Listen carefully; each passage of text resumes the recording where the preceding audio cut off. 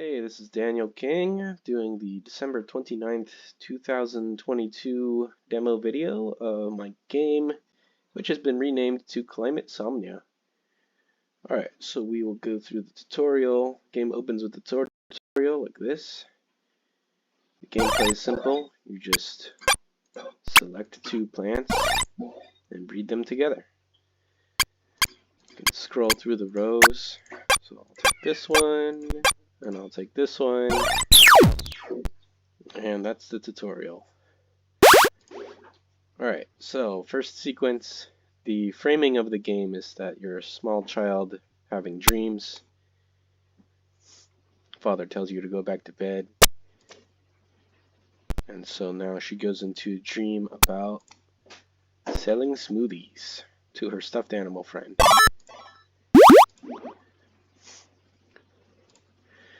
So this first level is all about just the fruit. So let's see, if I cross strawberries with oranges, I get plants that have both. And the way to do well making the smoothies is to just make sure you've got a roughly even distribution of the different types of fruit.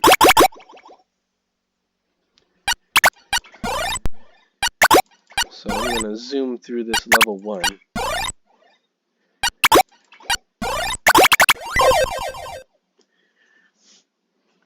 So the rating system is based on how evenly you distributed the fruit. I'm going to go ahead and intentionally only do banana, so you can see the difference.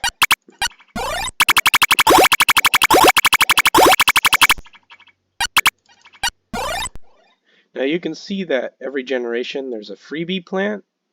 The freebie plants exist to reintroduce traits that go extinct. So like I'm only breeding bananas, which means that the other traits would go extinct normally, but there has to be a way to put them back on the map in case the player wants them. So I've got these freebie plants coming in.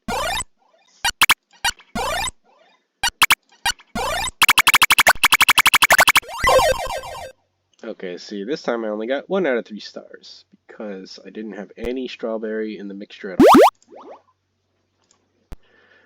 Alright, let's see. What happens if I only do orange? Well, we already know that part. I'm going to keep doing only banana.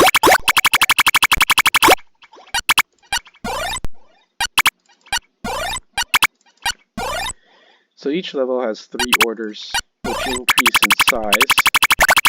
In this first level, that doesn't really change the difficulty, but it becomes important in level 2.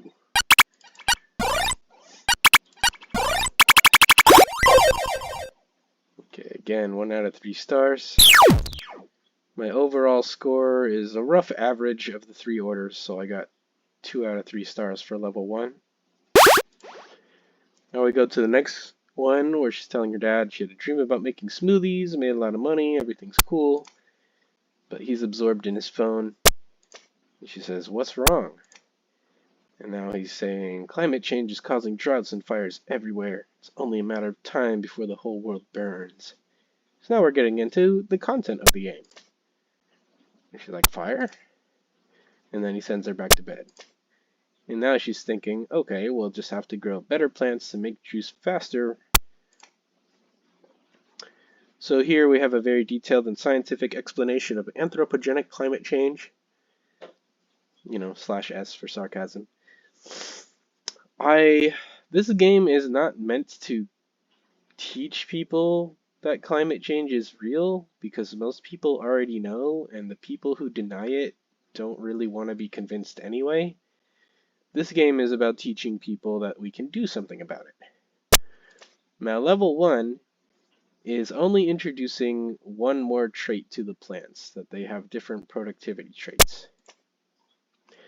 So now we have the llama suffering from heat. Need a smoothie. Alright, so what we have introduced in the game now is pollution and temperature. So what I'm going to do is I'm going to play normally like I was before. We can see that I'm breeding with pretty unproductive plants. I'm only getting a few each generation.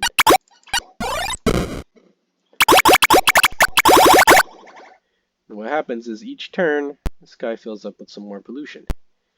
Right now, there's not very much, not a big deal. Let's keep going business as usual.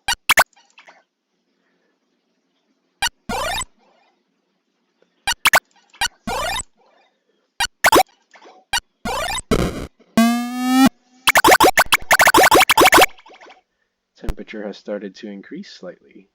Still not a big deal. Everything's probably fine.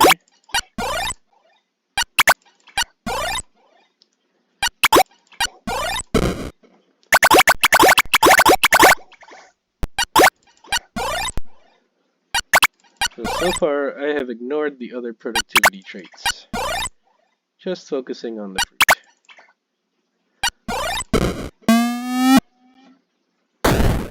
Uh-oh. So, as the temperature goes up, the risk of fire goes up. Now we're in the yellow zone, with a slight risk of fire. Now I'm going to start breeding with the high-producing plants. I've got one right here. So let's breed it with this one. Now we're getting more plants per generation. Which means we're going to rack up our fruit much faster.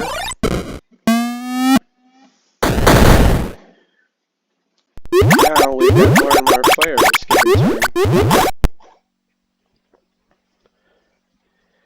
So in level 2, there is no way as of yet to slow this down or clean up the sky. It's basically just a race against time. Can you win the level before the situation becomes unsurvivable?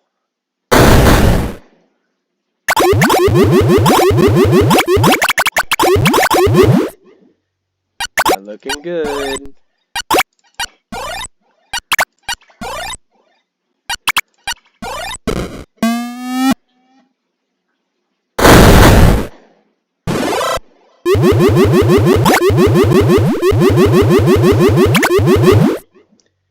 So back there when it said no weeds bonus fruit, that means that all my fruit counted for double because I filled up my field. Didn't really matter when most of my field died.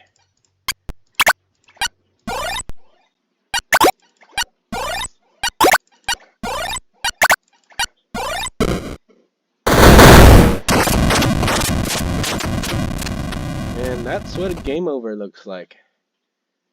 Kid wakes up from the dream, and then you get to tap to try again. Alright. I'm going to use a little thing that I like to call the right way.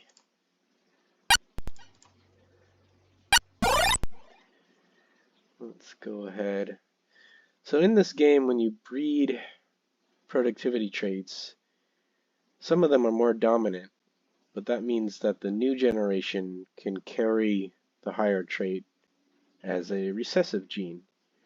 And there are these little hint outlines that will pop up now and again to show you where those recessive traits are hiding.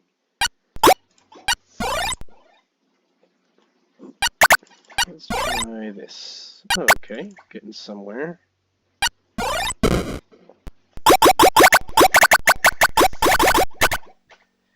So the strategy here is to focus on getting productivity up in the beginning.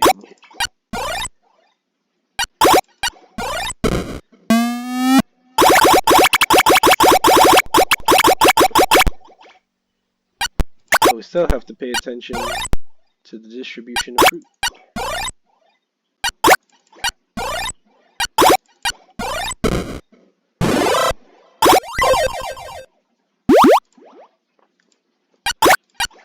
Alright, so from here, it's smooth sailing. I can just keep breeding.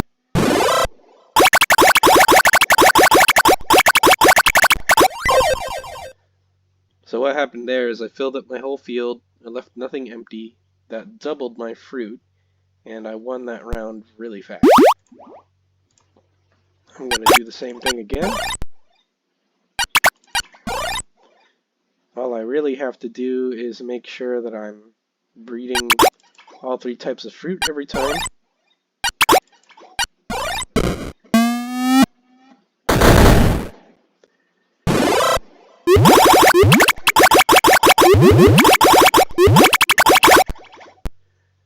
you can see that the fire risk is still going up. So I'm not out of the woods yet.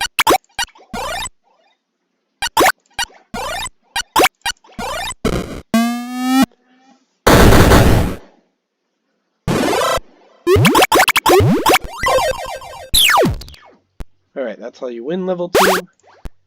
And coming soon, in level 3 I'll introduce a trait that makes plants fire resistant. In level 4 I'll introduce a trait that makes plants able to sequester carbon from the sky, actually draw down pollution out of the atmosphere. And then level 5 is about cleaning up industry to stop pollution from getting in the sky in the first place. And that is my progress report. Oh, you can play this on your computer or on your phone if you just go to climatesomniademo.com.